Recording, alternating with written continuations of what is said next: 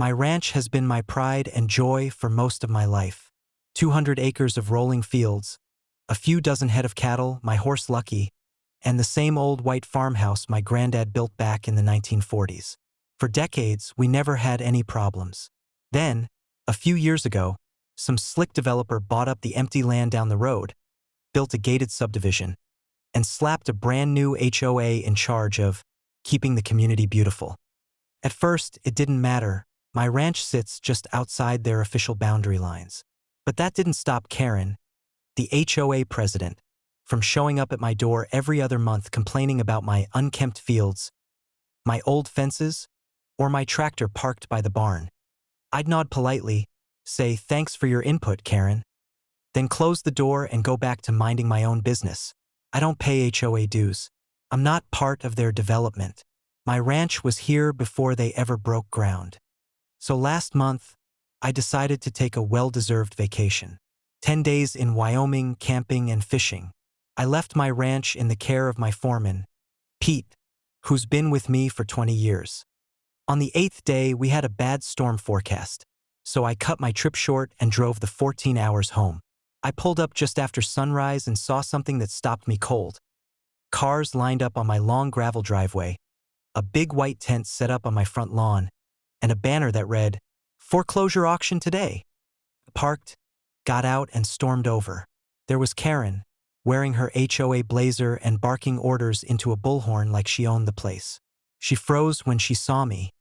"Karen," I said, "what in God's name is this?" She sniffed and crossed her arms. "This property is in violation of multiple community codes.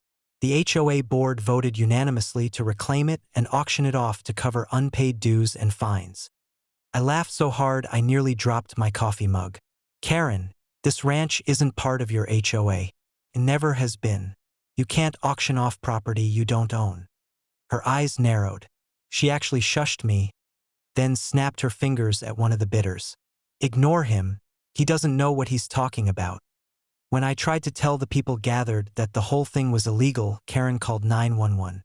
She screamed into her phone that a dangerous trespasser was threatening her auction. Meanwhile, Pete came roaring up on the ATV and backed me up, telling the bidders they were about to be scammed. The sheriff arrived within 20 minutes. Poor guy's been coming to my family barbecues for years. He looked at me, looked at Karen, and asked what in the world she thought she was doing. She showed him some bogus paperwork.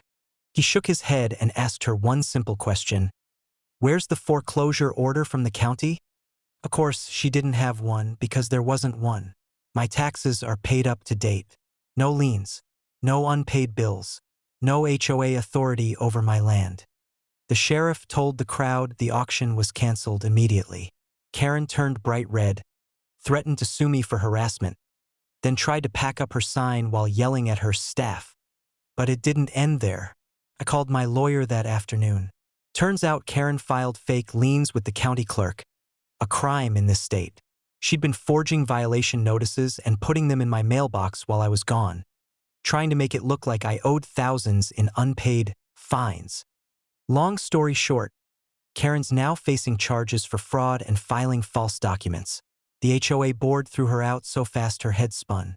I hear she's trying to sell her house, but nobody in the neighborhood wants to deal with her mess. As for me, the ranch is still mine. Pete and I threw a big barbecue for the neighbors that weekend. Everyone but Karen was welcome. I even auctioned off a few bales of hay, just for laughs. Next time someone tries to auction off my ranch, they'd better bring the sheriff before they hang up the sign.